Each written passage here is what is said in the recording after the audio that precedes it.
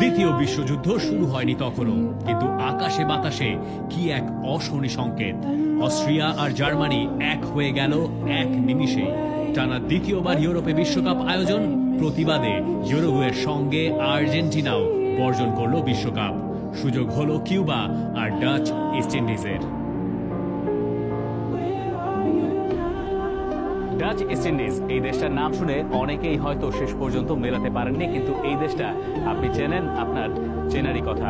Indonesia, ওই দেশটার নামই ছিল আসলে ডাচ ইস্ট ইন্ডিজ, এবং তারাই এশিয়া থেকে প্রথমবার খেলেছিল কোনো বিশ্বকাপে। 1938 বিশ্বকাপে সব শেষ পর্যন্ত দেশ হয়েছিল মোট 15টা, কারণ অস্ট্রিয়া খেলেনি, তাদের জায়গাটাও ফিফা কাউকে আর দেয়নি।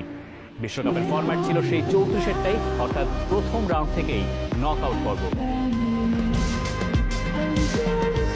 ইতালি, ফ্রান্স, ব্রাজিল, হাঙ্গেরি সবাই পরের রাউন্ডে।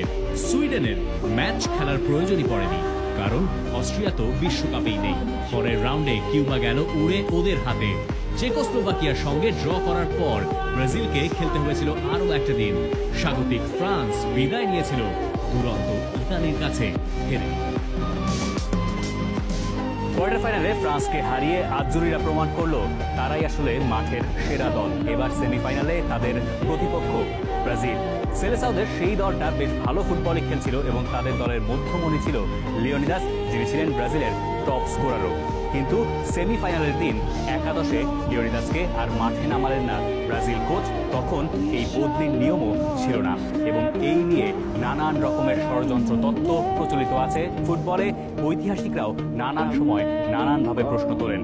শেষ পর্যন্ত সেই সেমিফাইনালটা 2-1 গোলে জিতে ইতালি চলে গিয়েছিল আরও একটা বিশ্বকাপের ফাইনালে। অন্য সেমিফাইনালে সুইডেনকে 5-1 উড়িয়ে দিয়েছিল হাঙ্গেরি। ফাইনালে ওরাই ইতালির মুখোমুখি।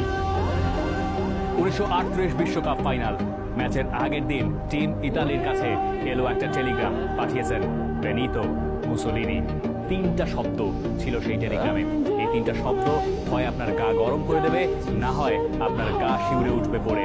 সেটা নির্ভর করবে ওই সময়ে আপনার রাজনৈতিক মতবাদ কি ছিল তার উপরে। 3 শব্দের টেলিগ্রাম: ভিনসেরে ও মরিরে, জয় অথবা মৃত্যু।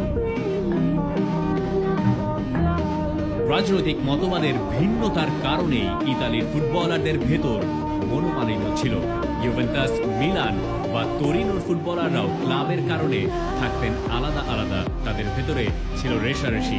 কোচ ভিত্তোরিও পুজ্জো অবশ্য আলাদা করে দিয়েছিলেন ওদের, কিন্তু দলের খেলায় এসবের প্রভাব থাকলো না বিন্দু মাত্র।